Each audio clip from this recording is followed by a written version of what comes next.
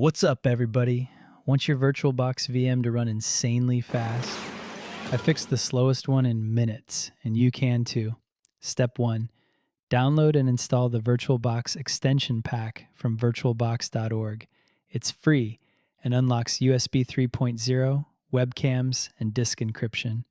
Without it, your VM's running on training wheels. Step 2. Install guest editions inside your VM.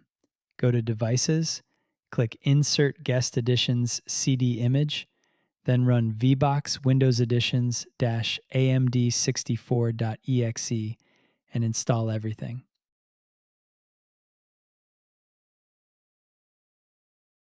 Restart your VM, boom.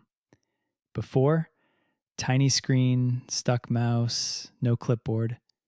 After, full screen, smooth mouse, copy paste, shared folders. Bonus tip: give your VM at least 4 gigabytes of RAM, but don't max it out. If your PC has 16 gigs total, keep your VM around 4 to 8 gigs. Go too high and your real computer will slow down or freeze. Stay in that sweet spot, about 25 to 50% of your total RAM.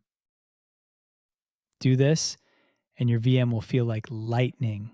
Please like, subscribe, and comment if it worked for you.